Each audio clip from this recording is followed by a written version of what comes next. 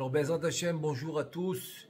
Aujourd'hui, on va voir la paracha de la semaine, la paracha de Trouma, dans le livre qui s'appelle Od Yosef Chai, de l'auteur du Ben Ish Chai, le Ben Ish Chai Alav Shalom, Rabbeinu Yosef Chaim de Bagdad. Excellent, excellent, excellent. Il a des excellents pirouchim dans la Torah Gdosha. Et là, on va voir son pirouche dans Od Yosef Chai. Alors, il dit comme ça. Le pasouk, on va commencer par le pasouk de la Torah. Le pasouk qui dit comme ça: Daber el ben Israël vikrouli teruma, met kolish asher ti'i devenu libo, tikrou et terumati. Donc le pshat, c'est prélever le don de chacun pour faire le mishkan. Pour faire le mishkan, il faut prélever le don. Bon, ça c'est le pshat. Maintenant, il y a beaucoup de questions dans les mefarshim. Par exemple, vikrouli, au lieu de dire vikrouli, de dire vitnouli, ils vont me donner, etc. Entre autres, il y a la fameuse question maintenant qui va poser le Ben Ish Chai sur le mot terouma. Pourquoi? Parce qu'il dit que le mot terouma en fait, il vient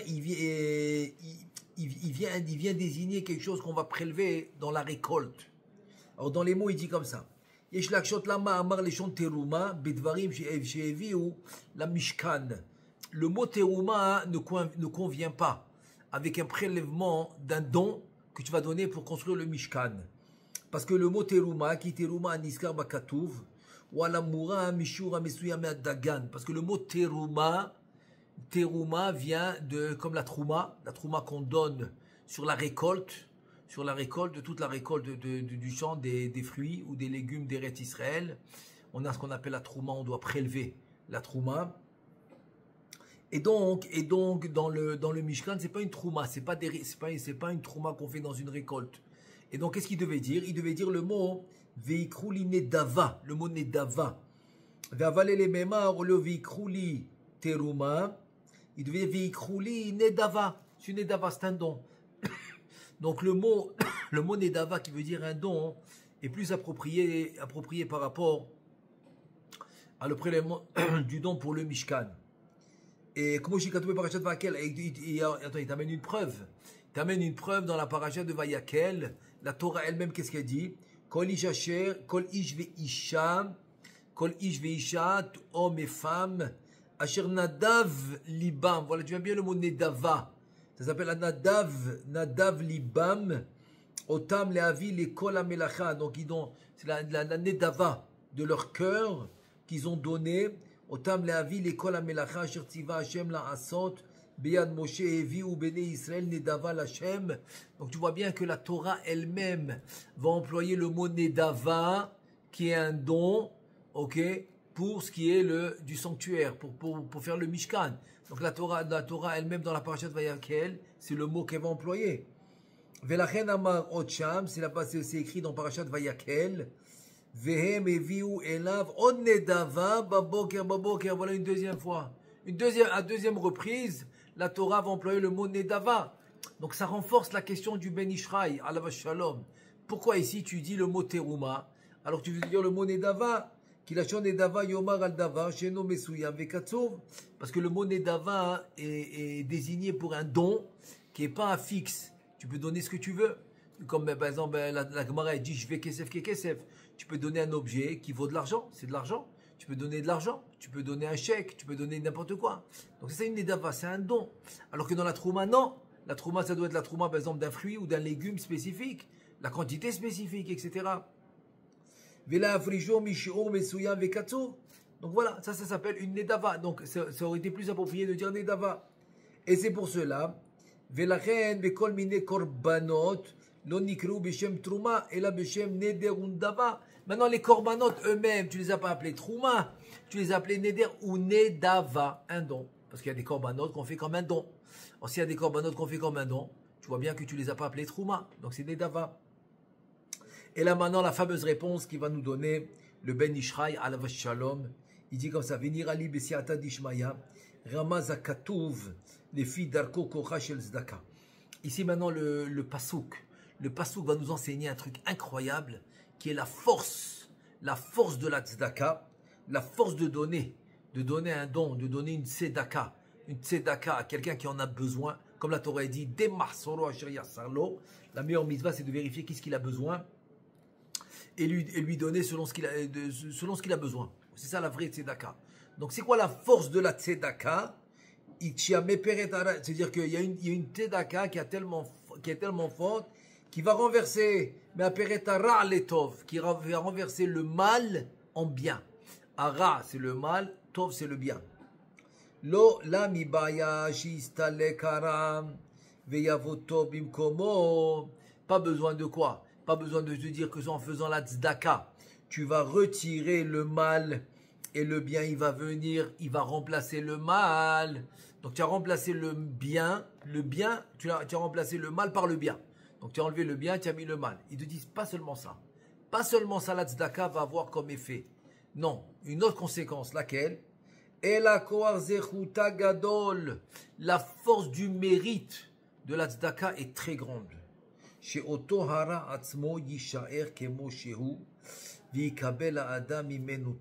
Incroyable. Que le mal lui-même devient bien. Le mal lui-même va devenir du bien. Un truc incroyable. C'est comme le passouk qui dit Et tsara hile Yaakov, c'est un moment de tsara, c'est un moment de mal, c'est un moment pas bien pour Yaakov, c'est Am Israël. Ou mimena yevashea. De ce mal, le bien va sortir. Incroyable. Incroyable. Comment c'est possible maintenant? Comment c'est possible que le bien, il y a beaucoup d'exemples. Mais avant de donner des exemples, on va voir le Ben Ishraï, il amène une histoire. D'après cette histoire, on va comprendre comment le mal lui-même peut devenir du bien. Alors le Ben Ishraï ramène une histoire. Quelqu'un qui s'appelle Réhouven, Shayahu Levado Mocher Yain Beiro. Réhouven, il avait c'était le seul, comment on appelle ça, quelqu'un qui a le monopole. Il avait le monopole du vin dans sa ville. C'était le seul qui vendait du vin. Réhouven.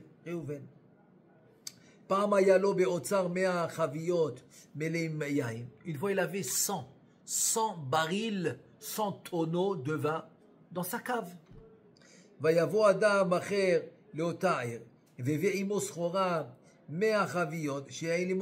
vient quelqu'un d'autre.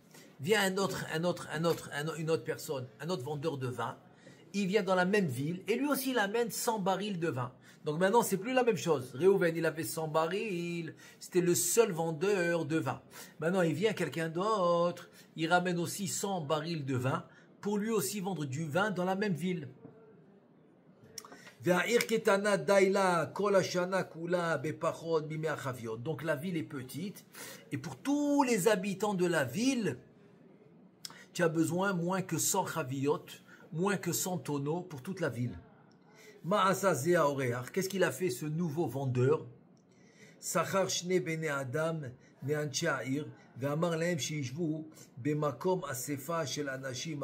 qu'il a fait? Il a loué, c'est-à-dire en 2 mots, il a pris 2 employés de cette ville. Il leur a dit d'aller dans un endroit où tous les gens de la ville se réunissent. Comme par exemple, je sais pas moi, des restaurants, des endroits de café, des endroits où les gens se réunissent, ou je sais pas moi, tu peux dire Bet Midrash, Bet Knesset. Et va leur parler à tous ces gens qui se réunissent dans l'endroit, et tu leur dis la chose suivante. Chaval al Reuven Baal Hayayin, sheshlo mea chaviyot yain meleim vichmitzu, 30 chaviyot shena'asu chometz gamur. Il dit dommage pour Réhouven. En fait, il est parti mentir pour qu'il a les clients pour lui. Il a dit dommage à ce Réhouven, dommage, il a eu 30 barils, 30 tonneaux de vin qui sont devenus du vinaigre. Venit pashtu advarim aele bechol ha'ir. Donc le bruit a couru dans toute la ville. Donc ce nouveau vendeur de vin, pour attirer la clientèle vers lui, il est parti mentir et il est parti dire que 30 barils de Réhouven sont devenus du vinaigre. ואחר 2 ימים חזרו וישבו במקום אספת האנשים ויאמרו לו ויאמרו וואי לחסכון כיס כי אתמול נראו עוד 30 חביות יין אצל ראובן שנעשו חומץ גמור. Et qu'est-ce qu'il fait? Parce que Réhouven il avait 100 barils. 2 jours plus tard, il dit aïe, encore une perte. Voilà ce Réhouven, il a eu encore 30 tonneaux qui sont devenus du vinaigre. Et après encore 2 jours,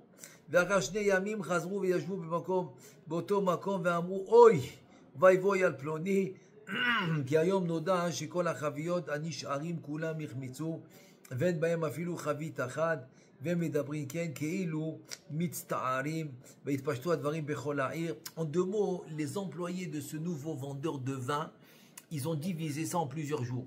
La première fois, ils ont dit 30 tonneaux sont devenus du vinaigre. Kilou, ils sont en peine. Kilou, soi-disant, ils sont en peine pour Réhouven.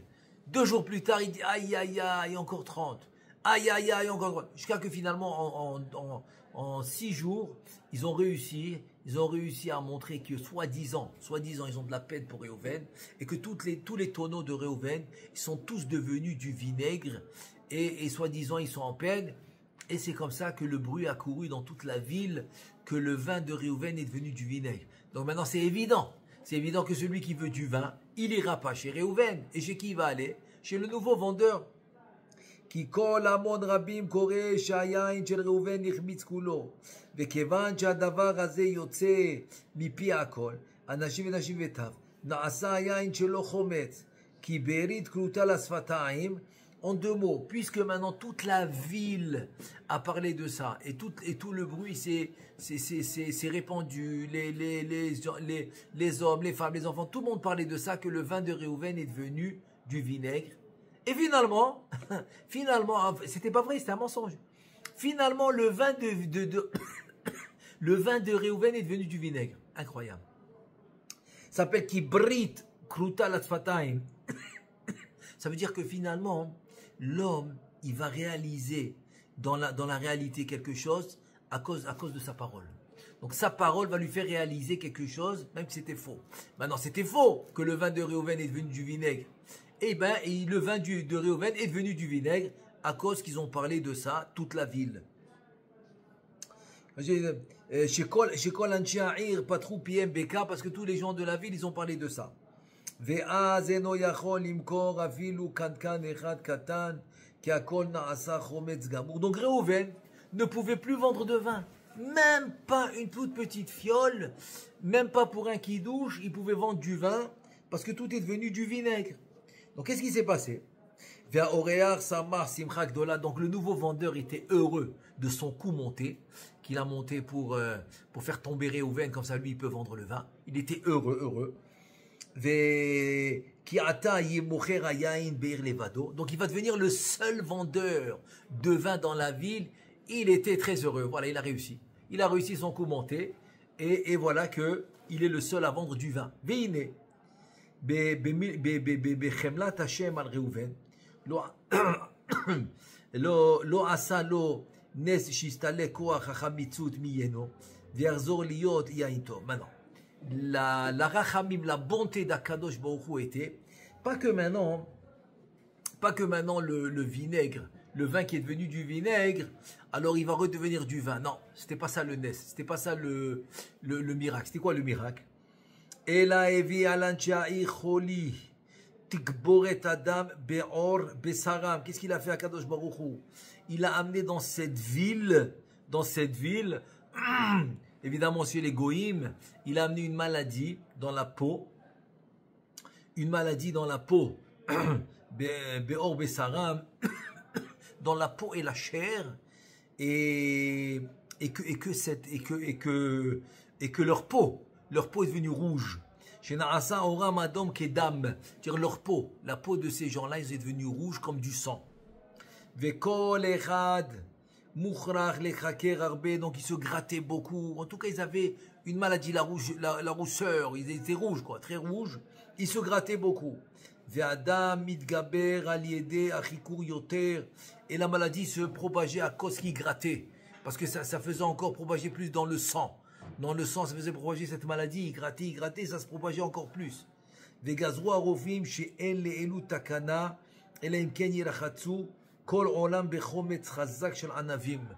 donc les docteurs, le seul remède qu'ils ont trouvé pour cette maladie, c'est qu'ils vont se laver le corps avec du vinaigre, mais pas du vinaigre synthétique.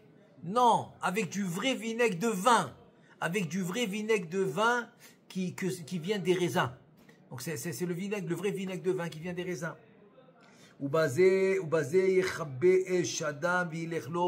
Et c'est comme ça que ça va ça va calmer la douleur, et pas seulement la douleur, c'est la brûlure, ça brûlait tellement c'était fort, c'est seulement ça chauffait, donc le vinaigre va éteindre kaviachol la brûlure, et c'est comme ça que la maladie va disparaître, grâce au vinaigre. Et il ne faut pas attendre. Il faut aller tout de suite se trouver du vinaigre, mais du vrai, pas le synthétique. Le vrai vinaigre de vin, allez tout de suite trouver du vinaigre pour se guérir. Donc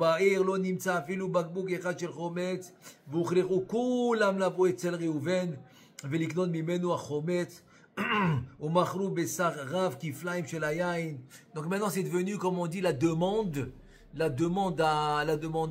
fait augmenter les prix. Voilà, finalement c'est le concept de la demande. Plus il y a de demandes, plus le prix monte. Donc finalement même tous les goïms, qu'est-ce qu'ils vont? Attends, les goïms ils vont pas aller chez un juif pour acheter du vinaigre. Les goïms ils vont aller chez des goïms pour acheter du vinaigre, mais personne n'en avait. Ils avaient peut-être du vinaigre synthétique, mais ils n'avaient pas le vrai vinaigre de vin. Donc quand personne n'avait de vinaigre, qu'est-ce qu'ils ont fait? Ils étaient obligés d'aller chez Réhouven.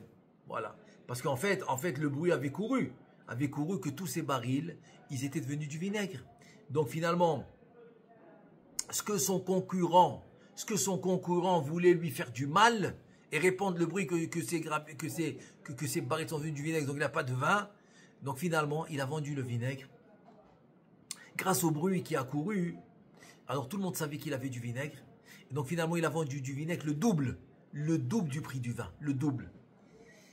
Venimtsa kiara shel hachamitzut. נשאר במקומו ולא נסתלק מאותו היין, ועם כל זה קיבל בעליו, וקיבל מעליו ממנו טובה כפולה על היין. Ça veut dire que finalement la morale de l'histoire c'est quoi? C'est que le mal que ce concurrent a causé, de répandre le bruit dans la ville que ces barils de vin sont du vinaigre, et le mal que le vin devient du vinaigre, il reste du vinaigre, et tout ce mal que le concurrent a fait s'est transformé en bien. Parce que grâce à ce vinaigre, il a pu vendre les 100 barils de vinaigre, mais au prix double que le vin. Donc cette année-là, il a gagné le double. Le concurrent, il pensait le casser. Et finalement, il a fait le double le chiffre d'affaires. Comment tu peux penser une chose pareille? Attends, tu as 100 barils de vin pour toute la ville, pour toute l'année. Vient un concurrent, il ramène 100 barils de vin, finalement tu vends toi le double et tu fais le double de Parnassa. Tu me suis ou pas? C'est-à-dire que c'est le mal lui-même que le concurrent a fait, ce mal s'est transformé en bien. Voilà. Jusque-là, c'est l'histoire. Maintenant, c'est quoi le rapport avec la tzedaka? Et là, il dit le Ben Ishraï incroyable. C'est la même chose dans la tzedaka. C'est quoi? Il te dit Zechuta gadol shelo titztarer lesalek hara ulavi bimkomo tov ela yisher hara kemo sheu veyotze meno tov kemo shikatov. On voit le passage dans Yirmiya Navi dans le chapitre 30, dans le passage 17. Ça veut dire que la tzedaka, pas besoin d'enlever le mal et remplacer le mal par le bien. Non, le mal reste à sa place et ce mal devient du bien. Et où tu vois ça? Je vois ça dans le pasouk. Le pasouk dans Yirmiya Navi dit comme ça.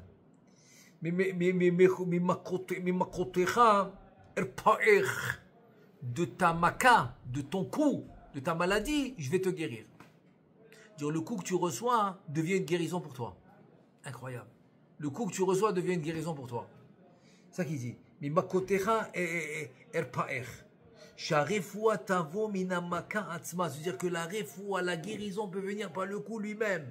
Par le coup lui-même, c'est comme quelqu'un qui a reçu un coup, il devait aller à l'hôpital, et finalement, grâce à qu'il est parti à l'hôpital, il a été sauvé d'une maladie, que s'il n'avait pas reçu le coup, il ne serait pas allé à l'hôpital, et la maladie se serait propagée. Donc grâce au coup qu'il a reçu, et ça l'a fait partir à l'hôpital, ils ont découvert la maladie, ils ont pu le soigner à temps, et comme ça, il a été sain et sauf.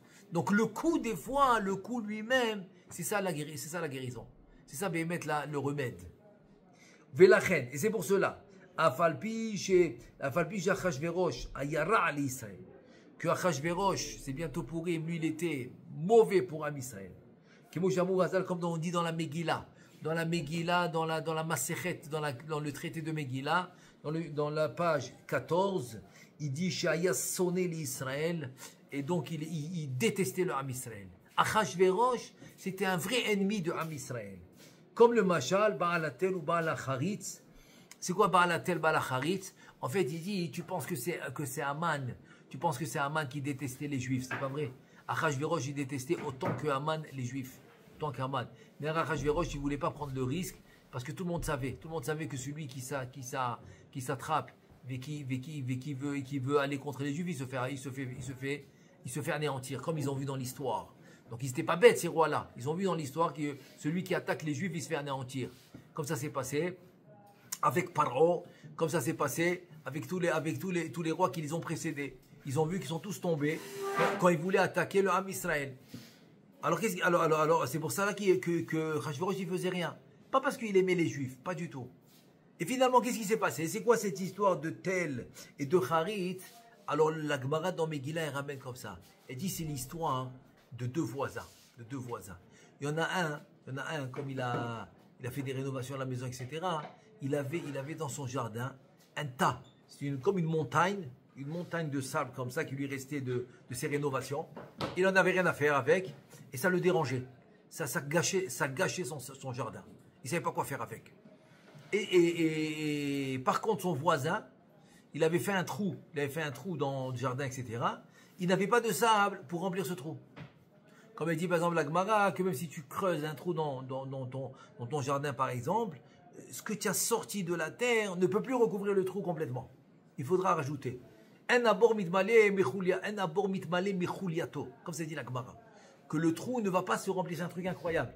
Il faut comprendre ça dans la physique, mais c'est comme ça. Tu creuses un trou dans ton jardin, si tu remets tout ce que tu as sorti quand tu as creusé, ça ne couvre pas le trou. Il faut rajouter. Ouais, c'est un truc physique. La Gemara, c'est comme ça, elle dit, un abor mitmale. Donc il était très embêté, ce voisin, il avait un trou. Il avait un trou dans le jardin, il ne savait pas quoi faire. Un jour, il passe devant son voisin, il voit ce tas de sable comme ça. Il dit, mais attends, mais c'est parfait pour moi. Il tape à la porte, il demande à son voisin, qu'est-ce que tu fais avec? Il dit, mais j'ai rien à faire avec, laisse-moi te l'acheter. Rien que prends-le, je t'en prie, rien que prends-le, rien qui m'embête. Ça me dérange, rien que prends-le. Puis tu vas me l'acheter, prends-le. Et il dit, c'est ça le machal. Ça, c'est quoi le nimshal? Vient Haman, il persuade Achashverosh. Il lui dit, je te paye. Achashverosh lui dit, quoi? C'est bon, les 70 ans sont passés. Yeshno Amechad, Yashen Hulo, lo Eloa, il n'a pas les mochines, etc. En tout cas, Haman, il lui a prouvé qu'on peut attaquer les Juifs, il n'y a pas de problème. Ah, on peut, il n'y a pas de problème. Gratuitement, rien que vas-y. Je suis avec toi. Donc ça, c'est le machal. Alors, il dit comme ça, il dit, Ube'eta Geoula, Lomet Achashverosh vinistalek, Ka'asher nistalek Haman. C'est-à-dire que quoi? C'est-à-dire qu'on a eu la délivrance. Alors, tu vois bien que Achashverosh, il n'est pas mort comme Haman. Haman est mort, mais pas Achashverosh. Et là, Nishar Kayam veyatsa mimenu tov l'Israël. Parce que de Achashverosh, qui était mauvais, comme Haman, il était mauvais. Mais grâce à l'histoire de Haman, etc., finalement, c'est Haman, il est pendu avec ses 10 enfants. Et Achashverosh, il a fait du bien pour Am Israël. C'est lui qui a donné l'ordre de reconstruire le Beth Amikdash. C'est lui qui a enlevé toute la xéra, tout le décret, etc. Velachen Ketiv, c'est pour cela que quoi? Que le pasouk dans Mishlé, dans le chapitre 10, dans le pasouk 2, Vetzdaka tatzil mimavet, Shimnikzar Negev. Si chas v'shalom, il y a une épidémie, chas v'chalila, lo yistalku otiyot Negev. Et là, il t'appelle sidram le seder gefen. C'est-à-dire que le mot Negev, qui est l'épidémie, se change en Gefen. Gefen qui est l'arbre, qui donne du vin, qui va nous servir comme kiddush pour les mitzvot.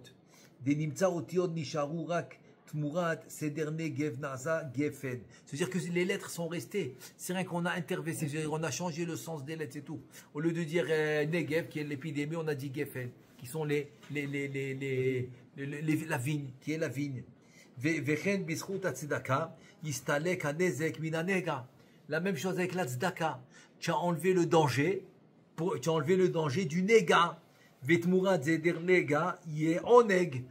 C'est même lettre. Nega, oneg, c'est les mêmes lettres. Au lieu de nega, qui est le chas v'shalom, la plaie, la mauvaise chose, c'est le nega. Et donc ça devient oneg. Oneg, c'est le plaisir. Oneg, c'est la joie, c'est le plaisir. C'est les mêmes lettres. Deotiot Chavid. Vechen b'zchut hazdaka yet murat seder eres seder osher. Eres chas v'shalom, c'est comme c'est comme le truc du serpent, quoi. Le truc du serpent, c'est le venin, le venin. Les mêmes lettres, le venin, ça devient le riche. Ashir, osher. Vetmuna seder devai, seder yod. Comme chez Katouf, rappelez-nous Arizal, dans le passouk de Tehillim, c'est-à-dire que quoi? Ce devai barmina, c'est quelqu'un qui est à la fin, en phase finale. Par exemple, dans la maladie Chas v'Shalom, c'est la phase finale. Ça s'appelle devai. Areres devai, c'est le lit de la mort, quoi. Areres devai, c'est la phase finale.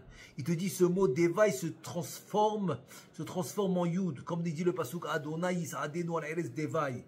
Donc c'est quoi le yud? C'est la vie, c'est la chokhma. La chokhma, c'est la Torah, c'est la vie. Deotiot shel hara v'shel hatov shavit. Tu vois bien que c'est les mêmes lettres. C'est les mêmes lettres. Alors, Negev, c'est les mêmes lettres avec, on a dit avec Nega. Pardon. Negev, on a dit avec Geffen, pardon. Negev. Le Nega avec Oneg. Ensuite, le Erez avec le Osher. Devai avec le Yud, etc. C'est les mêmes lettres. C'est les mêmes lettres. ורק הסדר שלהם יתהפך, ועל זה נאמר, ויהפוך אדוני אלוהיך עליך את הקללה לברכה. Voilà. Donc c'est finalement ce que Akadosh Baruch Hu, il dit la Torah a dit qu'il a renversé. Il a renversé la klala de Bil'am, qui est la malédiction, il l'a transformée en bracha. En bracha. ויהפוך אדוני אלוהיך עליך את הקללה לברכה. Qui tmurat poel hanezek yé poel atov. C'est-à-dire que c'est les mêmes lettres, mais au lieu que ça fonctionne dans le mal, ça va fonctionner dans le bien. Ubazé mouvan besiyata dishmaya mashekara kan et anedava beshem tmura. Maintenant voilà, maintenant on revient à la réponse de la question originale. Pourquoi tu as appelé la tzedaka, tu l'as appelé trouma, tu dois l'appeler nedava. Donc pourquoi la tzedaka va s'appeler trouma, comme on a posé la question au début? Il te dit la raison suivante. Nedava beshem trouma ki otiot trouma itapu viyu temura.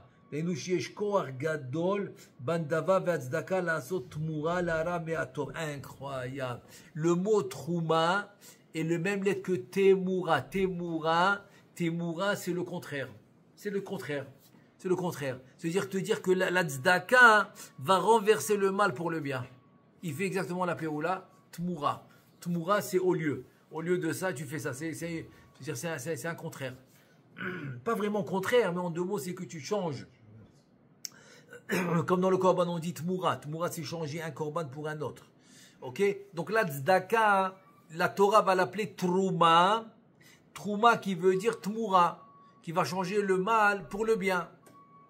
C'est ça qu'il dit, tmura. דהיינו שיש כוח גדול בין דבר צדקה לעשות תמורה להרע והטוב, ושיהיה מנגע עונג, מערש דווי, יהיה עושר יוד, ומין negev yegefen. Donc tu vois que quoi? Que finalement, la Torah va te dire que la tzedaka, elle s'appelle trouma. Trouma, c'est les mêmes lettres que temura. Tu peux changer, voilà. Tmura, c'est changer ça pour ça, échanger, voilà. C'est le vrai mot, Le vrai mot, ça que je cherchais, c'est échanger. Comme dans le korban qu'on veut échanger. Bon, la Torah là-bas dans le korban, elle dit que les deux, ils vont être kodesh, ils vont être korban. Mais la Torah l'a employé pour échanger, elle a employé le mot tmura. Donc trouma et tmura, c'est les mêmes lettres. Donc la tzedaka va échanger, va transformer la situation. Ça veut dire que quoi? Que potentiellement, les mêmes lettres que chas v'shalom, il y a le mal, ces mêmes lettres peuvent fonctionner pour le bien. Donc en deux mots, c'est à nous de choisir, c'est à nous d'agir. C'est à nous d'agir en faisant la tzedaka, donc on peut transformer le mal pour le bien. Et c'est ce qu'il dit à Kadosh Baruch Hu. C'est pour ça que c'est la seule chose où on a le droit de tester à Kadosh Baruch Hu. Bachonina bezot. Quand tu viens donner la tzedaka, c'est la seule chose que Kadosh Baruch Hu te permet de le tester. Et aussi la Gemara a dit, c'est la seule mitzvah. Tu ne peux pas dire maintenant, alors je vais mettre les tefillin, je vais faire Shabbat, à condition que Hachem il va guérir, je sais pas moi, un membre de ma famille, que Kadosh Baruch Hu, il va faire ça. Tu peux pas. La seule possibilité que tu as pour faire ça, c'est dans la tzedaka. Tu veux dire, voilà, je donne la tzedaka aux pauvres, à condition que Hachem il va guérir un membre de la famille, par exemple, où il va faire ça et ça, voilà, grâce à la tzedaka. La Gemara dit c'est bon, tu peux le faire, tu peux le faire. Parce que la Gemara, la tzedaka elle a cette force de transformer le mal pour le bien. Donc si je donne la tzedaka, ce qui est trouma, c'est tmoura. Donc je peux dire maintenant, voilà, je transforme la maladie en santé. Donc au lieu d'être malade, il va être en bonne santé. Tu vois comment c'est la seule mitzvah, parce que cette mitzvah de tzedaka, enfin, va transformer la situation. C'est incroyable. Très, très, très, très beau chidouche. Très, très beau chidouche du Ben Ishraï. Et c'est juste maintenant pour finir avec une histoire incroyable de Rabbi Akiva avec sa fille. Rabbi Akiva s'appelle Chozim Bar Kochavim. Ceux qui voient dans les astres et dans les étoiles, ils lui ont dit que le jour du mariage de sa fille va mourir. Alors il était très inquiet. Rabbi Akiva était très inquiet, mais bon, il n'a rien dit à sa fille, qui ne va pas l'empêcher de se marier. Donc il n'a rien dit, mais il était inquiet. Et voilà, Baruch Hashem, le mariage arrive, Beshar Tovon Mutzlachat, Kol Sason Vekol Simcha, ils font la choupa, ils font tout. Le lendemain matin, Rabbi Akiva, à la première heure, il tape à la porte de sa fille. Et voilà que sa fille lui ouvre la porte. Tiens, tout va bien? Oui, papa, qu'est-ce qu'il y a? Elle ne comprenait pas ce qu'il voulait. Et là, Rabbi Akiva, il lui dit, écoute, maintenant je te raconte, je voulais jamais te le dire, parce que je voulais pas t'empêcher de te marier. Mais maintenant que Baruch Hashem, la Xéra est passée, que tu es en bonne santé, raconte-moi ce que tu as fait. Je veux juste savoir comment tu as été sauvé. Après qu'il a tout raconté à sa fille elle a dit non, mais rien. Après, elle s'est rappelée. Elle s'est rappelée qu'à un certain moment, pendant la soirée du mariage, voilà un pauvre qui rentre dans la salle et vite, qu'est-ce qu'elle a fait? Elle s'est précipitée, la fille de Rabbi Akiva, la Kala, elle a pris son plat, elle, personnel, son plat, qui était pour la Kala, elle l'a amené au pauvre, elle a dit, s'il te plaît, assis-toi à manger. Et il était très content, le pauvre, parce qu'il avait très faim. Et donc il a mangé, il était très heureux. Et là, Rabbi Akiva a dit, Tzedaka tatzil mimavet. La Tzedaka, elle va sauver de la mort. Et là, il a embrassé sa fille, il était très content que Baruch Hashem, elle a pu faire cette mitzvah. Donc, qu'est-ce que tu as vu maintenant? Tu as vu que la tzedaka, elle a renversé la xéra. Le décret de la mort, elle a rendu la vie. La mort, ouais, le décret de la mort, elle a rendu la vie. Ah, tu me demandes comment elle a été sauvée? Alors là-bas, la Gemara, elle raconte que le soir, quand elle est rentrée avec son khatan à la maison, donc elle avait une barrette sur les cheveux pour attraper les cheveux. Donc elle a enlevé sa barrette pour se mettre au lit et elle a rentré la barrette. C'est pas comme les murs qu'on a aujourd'hui. Les murs qu'ils avaient avant, c'était des pierres, il y avait des trous, des trous entre les pierres. Elle rentre la barrette dans le trou jusqu'au matin. Comme ça, le matin, elle reprend sa barrette du mur. Et voilà que là-bas, il y avait un serpent. Donc sans faire exprès, et en fait c'était Mishamaï pour la sauver, elle a rentré sa barrette dans la tête du serpent, elle l'a tué. C'est comme ça qu'elle a su qu'elle a tué le serpent qui devait, chas v'shalom, la tuer. Et c'est comme ça que tu vois que voilà encore une fois que la tzedaka, elle a renversé la vie, la mort pour la vie. Au lieu de chas v'shalom mavet, elle a fait chaim. C'est ça la trouma. Ça vient du mot tmoura. Tmoura, c'est un échange. Je vais changer la situation. Grâce à la tzedaka, je pourrai changer la situation. En Bezrat Hashem, qu'on puisse faire la tzedaka, leshem shamaim, comme ça on pourra toujours changer la situation de mal en bien, les chaim tovim ul shalom, amen ve amen.